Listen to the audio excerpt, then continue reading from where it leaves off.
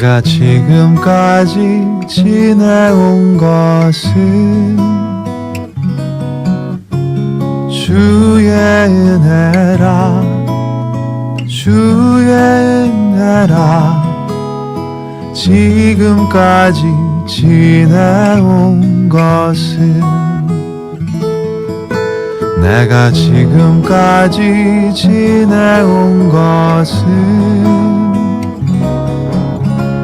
주의 은혜라 주의 은혜라 지금까지 지내온 것은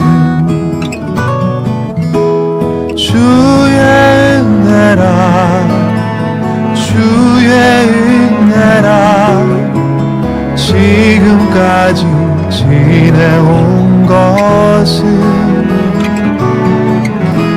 주의 은혜라 주의 은혜라 지금까지 지내온 것은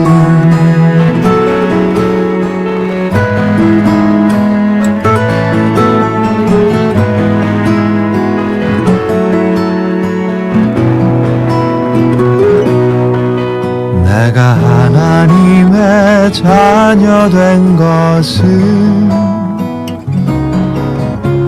주의 은혜라 주의 은혜라 하나님의 자녀 된 것은 주의 은혜라 주의 은혜라 하나님의 자녀 된 것은 주의 은혜라 주의 은혜라 하나님의 자녀 된 것은 주의 은혜라 주의 은혜라 이 자리에 서 있는 것은 주의 은혜라 주의 은혜라 이 자리에 서 있는 것은 이 자리에 서 있는 것은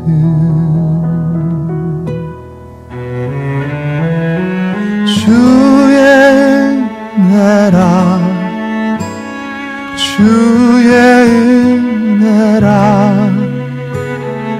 지금까지 지내온 것은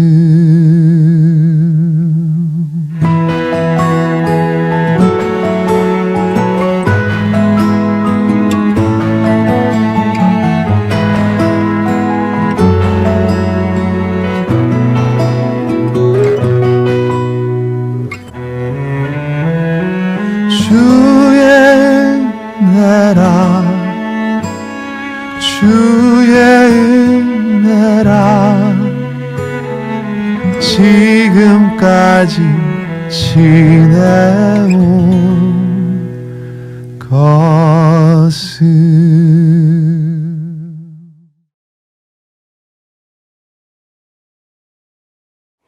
그래 올 한 해 여러분께 제가 감히 축복합니다. 행복이 뭐냐고 물으신다면 저는 주님과 함께 동행하면서 나의 하나님의 이야기, 내가 경험한 하나님의 이야기를 이웃들에게, 가까이 있는 가족, 친척, 그리고 내가 만나는 모든 사람에게 이렇게 입술로든 혹은 행동으로든 이렇게 전하는 삶이 행복이다. 물론 건강이 최고다. 저도 동의합니다. 아파 보니까 건강을 잃으면 모든 걸 잃더라고요. 아무것도 할 수 없었어요. 물론 건강도 중요합니다. 매우 중요합니다.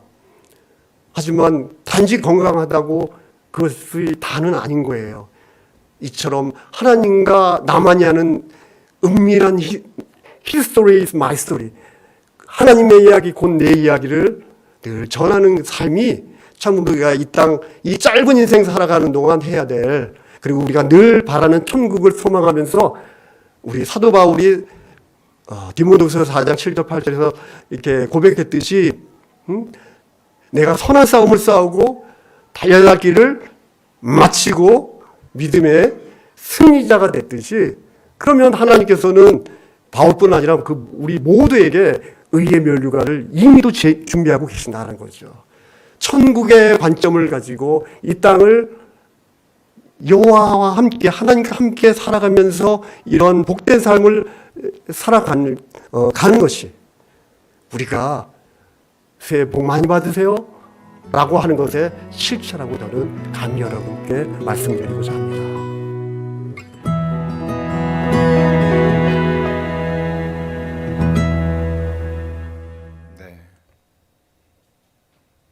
뭐 이재근 목사 잘 지내고 있겠죠. 훗날 만나게 될 겁니다. 처음에 이거 영상 준비할 때 이재근 목사 이걸로 이렇게 끝내면 너무 무겁고 좀 그러지 않겠냐 그런데 뭐 이게 사는 건데 뭐 그냥 합시다 이래가지고 제가 이렇게 했습니다. 이렇게 찬양 이런 찬양할 때 이렇게 틀리는 것도 되게 매력이 있는 것 같아요. 일부러 짠 거 아니죠, 틀리려고. 네, 좋았어요. 하나님을 우리가 이 다음에 만날 수 있다고들 말하잖아요, 그죠?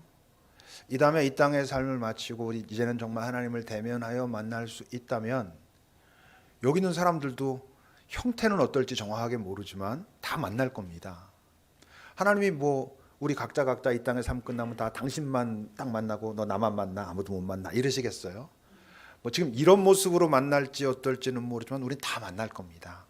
좀 너무 그건 명확할 것 같아요. 하나님을 만날 수 있다면 여기 있는 사람들도 상희야 너를 이렇게 만나네 이렇게 될 거라고 저는 뭐 너무나 분명하게 확신합니다. 그럼 얼마나 고맙겠어요, 여러분. 그 사람이 얼마나 귀할까. 야, 내가 네가 이렇게 소중한 건진 사실 옛날에는 몰랐다, 저렇게 살 때는 몰랐다 이럴 것 같아.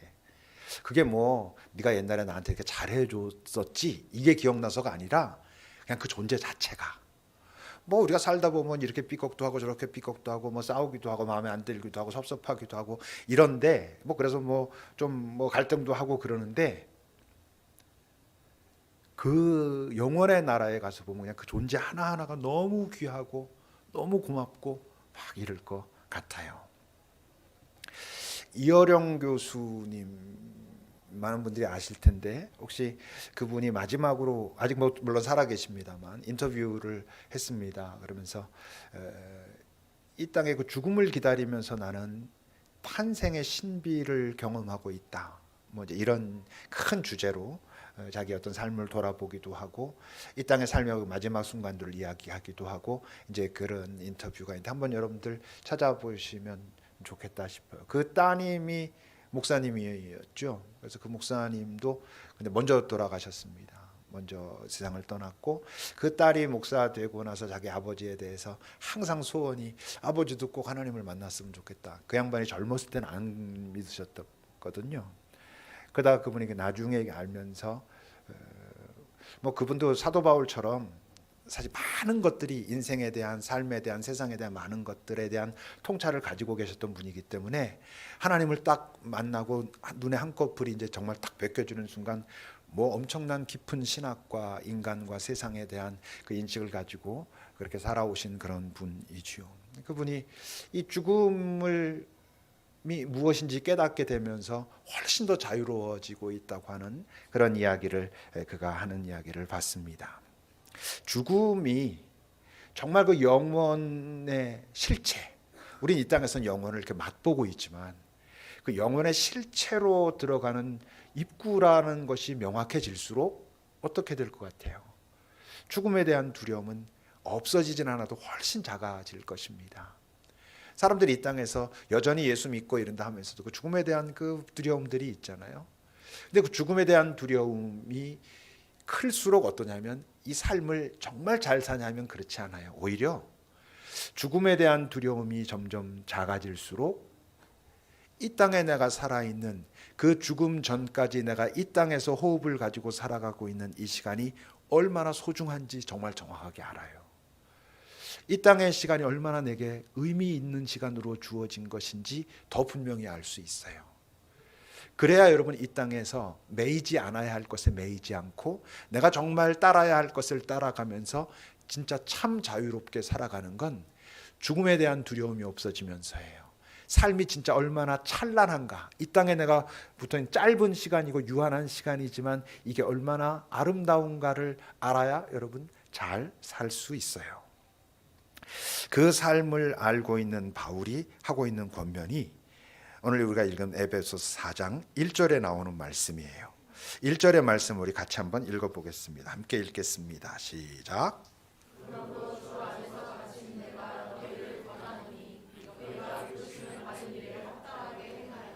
너희들이 부르심을 받은 일에 합당하게 행하라라고 할 때 자칫 그 말씀을 잘못 읽으면 초점이 어떤 일에 있는 것 같지만 그 말씀의 초점은 부르심에 있어요. 부르심이란 어떤 특정한 일, 자리 이런 걸 말하는 게 아니라 삶에 대한 태도, 자세 이런 걸 말하고 있는 거예요. 그래서 공동번역 성경은 이 1절이 이렇게 돼 있어요. 하나님께서 여러분을 불러주셨으니 그 불러주신 목적에 합당하게 살아가십시오 라고 돼 있어요. 그러니까 어떤 특정한 일을 하십시오라기보단 네가 무엇을 하든 지금까지 네가 해오던 그 많은 것들을 그대로 감당하든 그 일을 대하는 태도, 관점이 이제 부르심을 받은 사람답게 변해야 된다라고 말하고 있는 것이죠. 부르심이라고 하는 헬라어 단어가 클레시스라고 하는 단어인데 교회라고 해석되어 있는 번역되어 있는 헬라어는 에클레시아예요. 근데 에클레시아는 에크라고 하는 헬라어 단어와 클레시스라고 하는 단어가 합성된 단어예요. 클레시스는 지금 말한 대로 부르심, 부르시다 이런 의미를 갖고 있는 단어고 에크는 어디로부터 이런 뜻이에요. 그러니까 에클레시아를 교회라고 번역하고 그렇게 사용했다는 건 교회를 뭐로 생각한다는 거예요? 이 세상으로부터 부르심을 받은 사람들의 모임 이런 것인 거죠. 그러니까 교회는 이 세상의 질서와 다른 질서, 다른 관점을 배우거나 알게 되거나 가지고 살아가는 사람들이 모여있는 그런 공동체라고 하는 거죠. 자, 그러면 여러분, 우리 주님께서 우리를 이 세상으로부터 불러내셔서 그 부르심에 합당한 삶을 살라라고 말씀하셨다면 그 부르심에 합당하게 살아갈 수 있는 어떤 도구들도 주실 거 아니겠어요. 그냥 아무것도 없이 그냥 살아봐 새로 이러는 건 아닐 거란 말이죠. 그게 오늘 본문 7절입니다. 같이 읽어봅시다. 본문 7절 시작.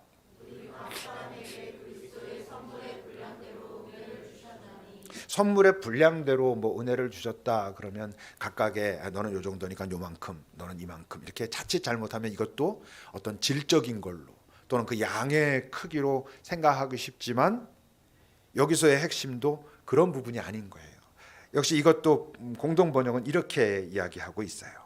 그리스도께서는 우리들에게 각각 다른 은총들을 알맞게 나누어 주셨습니다. 각각 그 사람에게 가장 합당하게 나누어 주셨습니다. 이런 거예요. 그러니까 질의 문제도 아니고 양의 문제도 아니고 그 사람에게만 주신 특별한 어떤 것이 있다는 거예요. 그러니까 그거를 가지고 살아야 나답게 살고 그거를 가지고 살아야 내 소중함을 사실 알 수 있는 거예요.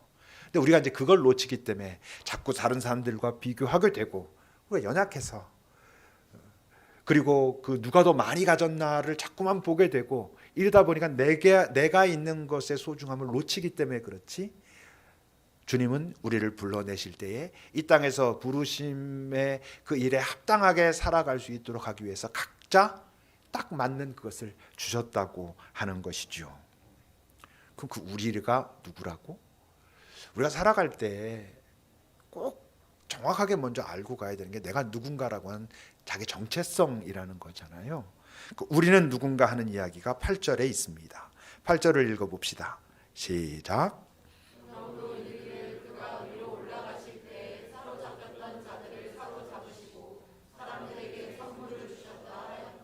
자, 그가 위로 올라가실 때에라는 얘기는 예수님께서 이 땅에 오셔서 당신이 감당해야 될 모든 사역을 마치시고 올라가실 때 이런 거예요.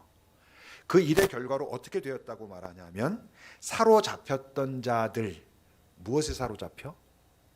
사망, 어두움, 죽음, 사탄에 사로잡혔던 자들을 사로잡으시고 무엇으로? 생명으로, 빛으로 사로잡으시고.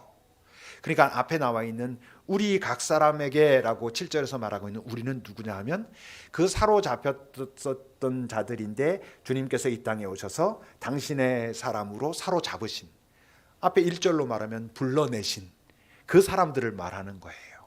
그들에게 어떻게 하셨다고? 선물을 주셨다. 선물을 주셨다라는 게 뭐겠어요? 이 땅에서 부르심의 일에 합당하게 행할 수 있는 어떤 도구들을 주셨다는 거예요. 그 우리를 더 아주 감동적으로 설명해 놓고 있는 곳이 베드로전서 2장이에요. 베드로전서 2장 9절에서 10절을 함께 읽어봅시다. 시작.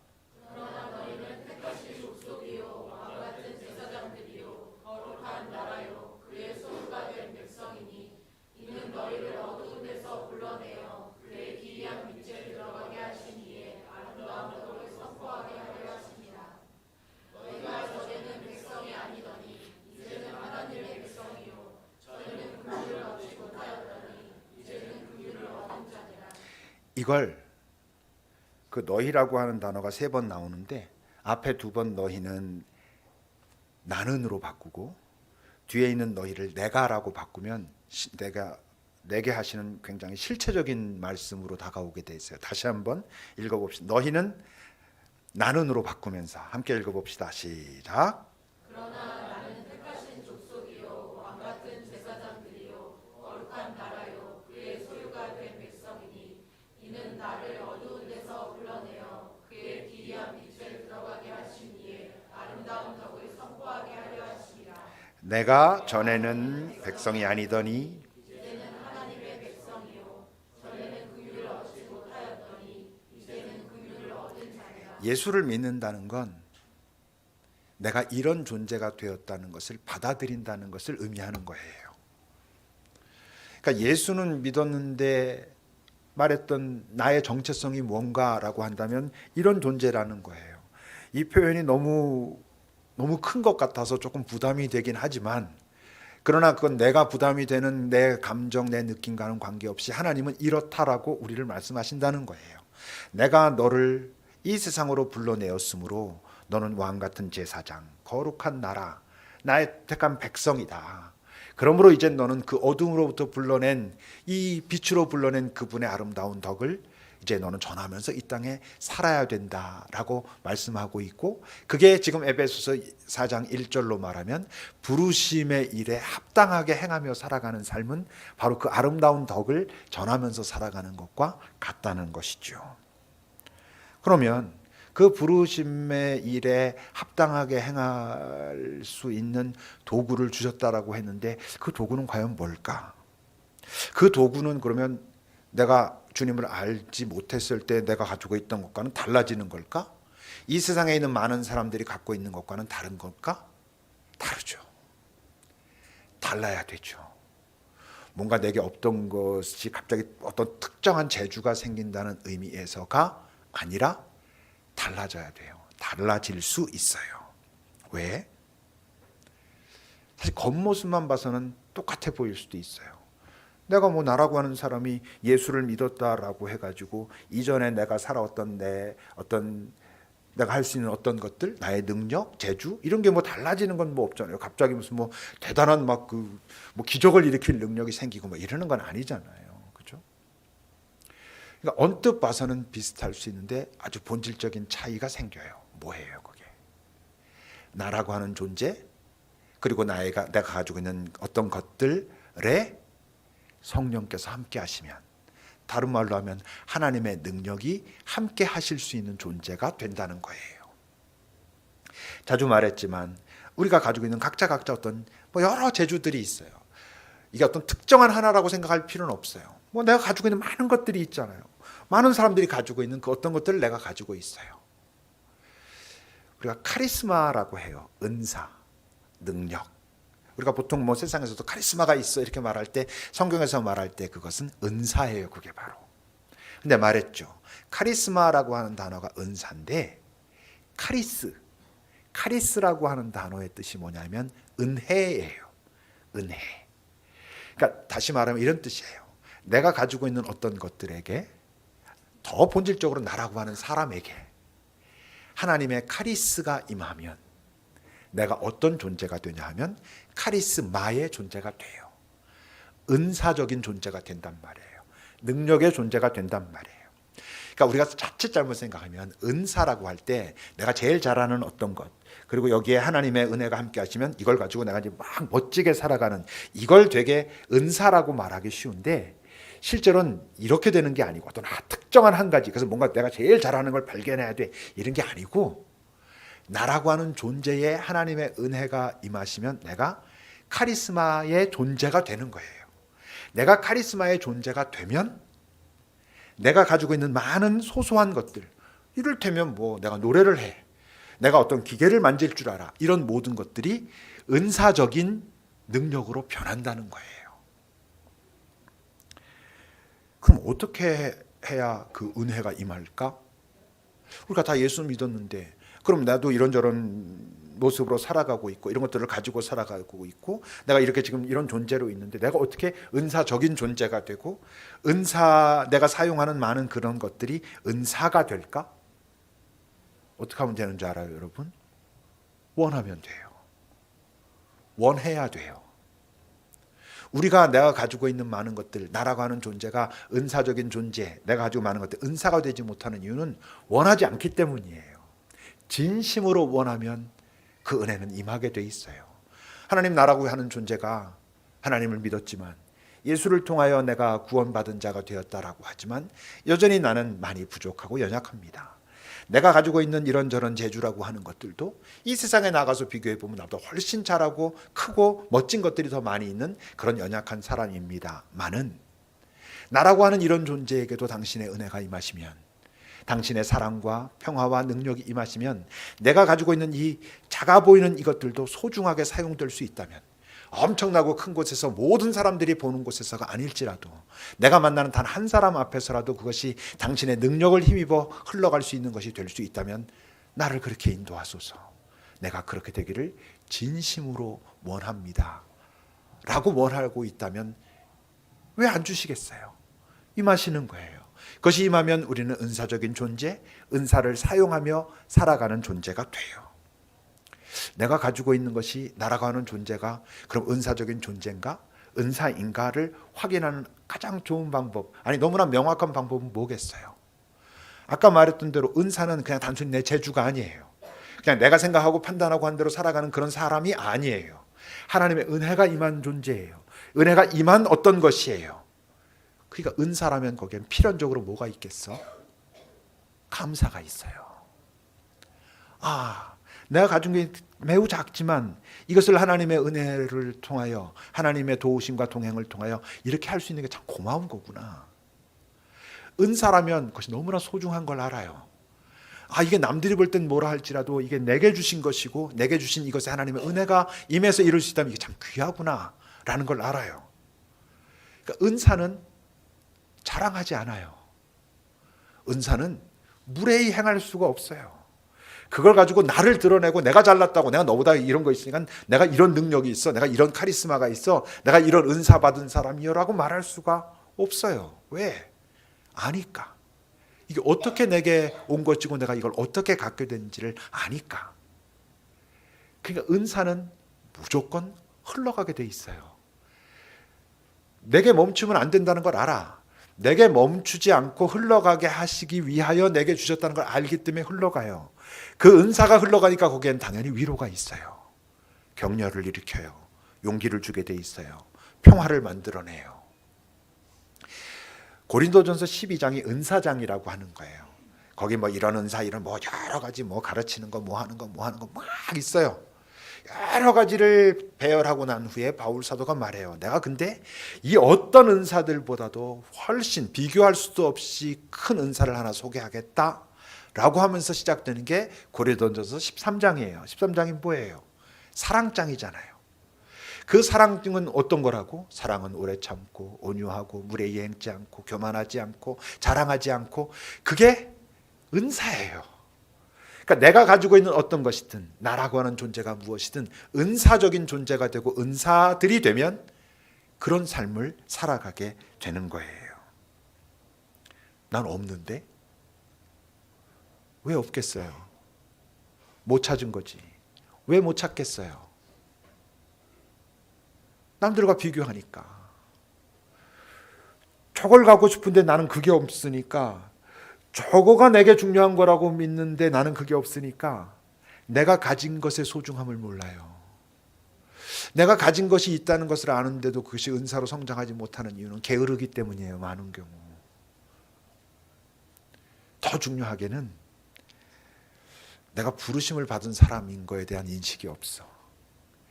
내가 예수를 믿었으면 이제 구원받았으면 이제 죽으면 천국 간다, 그리고 하나님 나를 지키실 것이다, 도우실 것이다, 이런 정도에만 머물러 있지, 하나님께서 나를 사로잡혔던 곳으로부터 사로잡으시고는 내게 그런 선물을 주셔서 이제 부르심을 입은 자로 이 땅에 살라 하시는구나 라고 하는 그 마음이 없어요. 그러니까 우리가 너무 함부로 사용해서 이상해진 소명, 사명, 이런 감각들이 별로 없어요.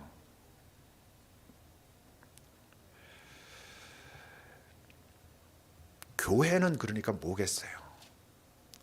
교회는 각각의 사람들을 또는 그가 가진 것들을 은사로 성장시켜가는 그런 공간이어야 돼요. 이곳에서 우리가 하나님을 더 만나고 하나님의 은혜를 알고 그의 사랑을 알면서 그렇구나, 나라고 하는 존재만 딱 띄워놓고 보면 이게 아무것도 아닌데, 이런 나를 그분이 사랑하셔서 나를 찾아오시고 나를 이 세상으로부터 불러내시고 아직 이 땅에 살라 하셨다면 부르심을 받은 일에 합당하게 살라고 나를 그러셨구나, 내가 소중하구나, 내가 가지고 있는 것이 이 세상의 것들과 비교해 보면 별것 아닌 것처럼 보여도 여기에 그분의 은혜가 임하시면 이것이 정말 능력이구나, 사람을 살려내는구나, 일으켜 세우는구나, 이런 걸 알게 된다는 거죠. 알아야 된다는 거죠. 교회에서 여러분들이 그걸 배우고 있지 못하다면 은혜를 경험하고 있지 못하다는 것과 같으니까 교회답지 않은 것이죠. 얼마 전에 이렇게 대화를 나누다가 그런 좀 안타까운 그 마음을 들었어요. 우리 교회를 이렇게 보면서 이 공간이 너무 좋은데, 너무 예쁘고 그냥 쉽게 얘기해서 너무 예쁘고 이 안에서 참 많은 것들을 할 수 있을 것 같은데, 이런 정도 공간을 찾아서 하면은 이 땅에 세상에 많은 사람들이 있는데 많은 것들을 할 수 있을 것 같은데 우리가 여기를 너무 그냥 꽤 오랫동안 너무 놀려놓는 것 같아요. 이런 얘기를 들으면서 나도 그런 생각들 계속 안에 있었거든요. 또 우리 공동체 안에 보면 그런 재주들을 가지고 있는, 다 재주가 있지만 그 재주들 중에선 바로 많은 사람들과 공유할 수 있을 만한 재주들이 또 있잖아요. 그런 재주들을 하나님의 은혜로 덮으면서 은사로 세워가면서 우선 여기 앉아있는 사람들끼리 그것을 나누고, 이 땅에서 얼마나 많은 사람들이 여러 경험들을 하고 싶어도 하고 어떤 힐링을 하고 싶어도 하고 새로운 것들을 배우고 싶기도 하고 문화적인 생활을 하고 싶기도 하고, 그래서 여기저기 찾아다니기도 하고 그러는데 여기 있는 사람들끼리 그런 것들을 얼마든지 나눌 수 있을 것 같은데 우리가 너무 오랫동안 그냥 내버려 두고 있는 게 아닐까, 이런 얘기를 나누면서 맞다, 이게 이제 뭔가를 시작해야 될 때가 또 다시 왔나 하는 생각을 하게 됐어요. 조금 했었죠. 음악으로도 좀 했었고 영화나 연극 이런 어떤 시도들을 조금 했지만 이제 그것들을 조금 더 잘 심화시켜 가면서 그 제주에 하나님의 은혜가 임하기를 같이 우리가 구하고, 그래서 그 각자는 물론 이 공동체가 은사적인 공동체, 그 속한 지체들이 은사적인 지체, 그들이 갖고 있는 도구들이 은사적인 도구들이 되기를 바라면서 그것들을 하는 거죠. 뭐 그런 얘기들 어저께도 우리 그 수진 형제랑도 그런 얘기 나눴어요. 영화를 하는 사람들이 있다면 단순히 뭐 영화만 소개하는 게 아니라 예를 들면 기생충이라는 영화를 여기서 뭐 다 보진 않아도 이렇게 하면서 이걸 영화를 하는 사람의 입장에서 볼 땐 이것을 어떤 관점에서 감독은 접근했을 것이고 이런 장치들은 어떤 고민 끝에 나오게 되고 뭐 전 잘 모르지만 그런 것들을 할 수 있다면 많은 사람들이 그 어떤 좀 새로운 시각으로 좋잖아요. 그런 거 알면 서로 공유하고 나누면. 음악도 단순히 음악만 연주하는 것으로 끝나는 게 아니라 요즘 뭐 음악 치료라든지 이런 것들을 많이 하고 있다면 어떻게 우리가 이 안에서 그런 것들을 감당할 수 있는 것이 뭐가 있을까? 우리 청년 일부에서 지금 성경을 동화로 만들어 가지고 이렇게 녹음도 하고 그러는데 그거를 이를테면 유년부, 유치부 이런 예배 시간에 그들이 직접 가가지고 한 달에 한 번이고 두 달에 한 번이고 그 성경 동화를 직접 앞에서 이렇게 낭독하면서 아이들에게 그걸 전할 수 있다면 참 좋지 않을까? 학교를 다니면서 상담하고 이런 지체들도 있는데 그들이 여기에서 어떤 상담을 가지고 사람들에게 할 수 있는 것이 있다면 무엇이 있을까? 여기 뭐 어린 아이들의 부모들도 있는데 그 부모들에게 지금 자기 아이들만 이렇게 보고 있는 데서 좀 더 큰 시각으로 이렇게 공부한 사람들이 볼 때 지금 이 아이들에게 어떤 게 중요하고 이런 것들을 같이 나누어 갈 수 있다면 이 안에서 그 재주가 은사로 성장해 가고 이 안에서 먼저 나누기 시작하고 여기서 잘 나누는 경험을 한 자들이 이제 또 자기가 살고 있는 그 삶의 현장으로 나가서 할 수 있다면 참 얼마나 좋을까. 그래서 구체적으로 한번 구체화해 보려고 해요. 지난주에 우리 고희석 형제가 저 뒤에서 일어나 가지고 뭐 이렇게 티켓들을 사시면 고마운 일이지요. 그리고 혹시 저를 더 사랑하시는 분들이 있다면 뭐 인터파크에 가서 이런 얘기 했어요. 여러분들이 많이 그렇게 좀 함께 해주시고 그러길 바랍니다. 근데 거꾸로 이렇게 말할 수도 있잖아요. 그런 은사라고 하겠어요. 그런 가지고 있는 사람들이 이런 고민도 해야죠. 나를 사랑한다면 그분들이 이렇게 쓰면 참 내가 힘이 되고 좋겠네와 함께 내가 이분들을 사랑하는데 내가 사랑하는 이분들에게 내게 허락하신 이 은사를 어떻게 같이 나눌 수 있을까? 이런 고민도 해야 될 거 아니겠어요. 그러면 그게 더 풍성한 은사가 될 거라고 저는 확신합니다. 십자가 이거 떼도 됩니다. 여기서 어떤 공연할 때 십자가가 방해될 수 있잖아요. 십자가가 나빠서가 아니라 정말 여기서 말하려고 하는 어떤 것을 얼마든지 떼고 십자가 예수님 하나님 나오지 않는 어떤 이야기도 얼마든지 해도 된다고 저는 생각하는 사람입니다. 저는 십자가를 떼야 되기 때문에 떼고 여기서 잘한다면 훨씬 더 분명한 십자가가 이 안에 녹아 들어갈 수 있을 거라고 생각해요. 저는 우리가 그런 노력들을 같이 고민하고 그래서 시도하면서 성장한 것들을 확장시켜가고 이 세상에 할 수 있는 만큼씩 흘려보내고 이런 작업들이 있으면 좋겠다 하는 생각이 참 들고 뭔가 그런 생각들을 이렇게 하면서 뭔가 좀 진이 빠졌던 제게 뭔가 좀 새로운 힘이 솟는 듯한 이런 느낌도 있었어요. 말씀의 제목이 부르심을 받은 일에 합당하게입니다. 근데 여러분, 부르심을 받은 일에 합당하게 살 수 있는 건 이 땅에 살아있는 동안만 가능해요. 이재근 선교사는 본인은 물론 제가 많이 부족했습니다 뭐 이러겠죠. 우리 모두는 그럴 수밖에 없으니까. 이재근 목사는 자기가 부르심을 받은 일에 합당하게 행하기 위해서 애쓰고 노력하다가 끝났어요. 그리고 그는 지금 그 면류관의 크기가 어떨지는 모르지만 하나님 앞에서 아까 그도 말한 대로 의의 면류관을 받고 하나님 안에서 쉬고 즐거워하고 그를 찬양하고 이러고 있을 거예요. 우리가 이 땅에 아직 호흡이 붙어 있는 동안만 사로잡혔던 곳으로부터 사로잡으시고 우리에게 그 부르심의 일에 합당하게 행하라고 말씀하신 그 일을 이 땅에 사는 동안만 살아낼 수 있어요. 여러분, 그게 나다운 거예요. 그게 내 삶이 귀한 걸 알게 되는 거예요. 그럴수록 내 삶의 마지막 이 땅에서의 그 호흡이 끝나는 죽음의 순간이 가까우는 것이 새로운 설렘이 되는 거예요. 그 이혜령 교수님께서 그 마지막 순간이 될수록 내겐 새로운 설렘이 있다라고 말하는 것처럼 새로운 탄생의 영원의 탄생의 그 문으로 가는 그런 설렘이 있고 난 오히려 그것을 기다리며 찾아가고 있다고 말하는 그 삶이 우리의 삶에도 다 구현될 수 있는 것이지요. 이 감사의 주일, 우리 각 한 존재가 귀해요. 감사하죠. 그리고 나는 그냥 있지 않아요. 나는 누군가의 무엇이에요.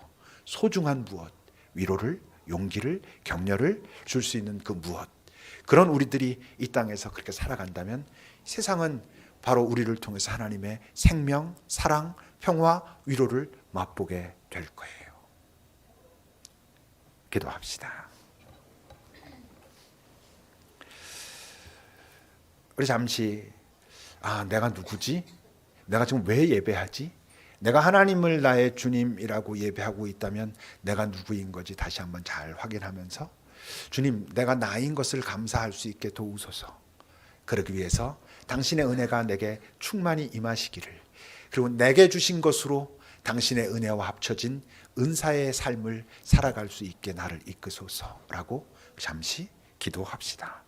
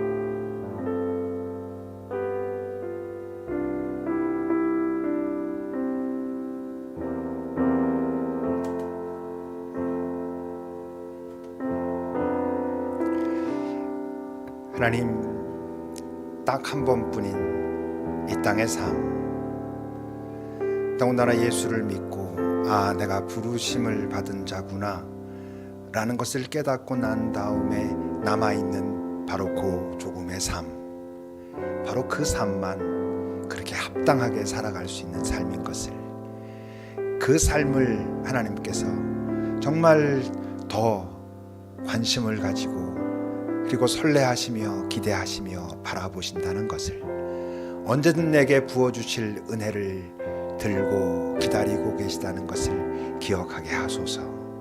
이 땅 한 번 사는 그 삶, 이 땅의 마지막 순간 내가 이제 영원의 문을 통과합니다라고 말하기 전 내 삶은 약했지만 귀했습니다. 내 삶은 작았지만 그러나 참 하나님의 은혜가 흘러가는 통로였습니다 라고 우리 모두 말할 수 있기를, 그 순간 여기 있는 우리 서로 바라보며 수고했노라, 그리고 고맙노라, 격려하고 위로하며 영원의 세상에서 다시 만날 날을 약속하는 그런 사람들, 그런 공동체로 자라가도록, 은사의 공동체, 은사의 사람들, 은사로 살아가는 사람들이 다 되도록 주님 이끄소서. 예수님의 이름으로 기도합니다. 아멘.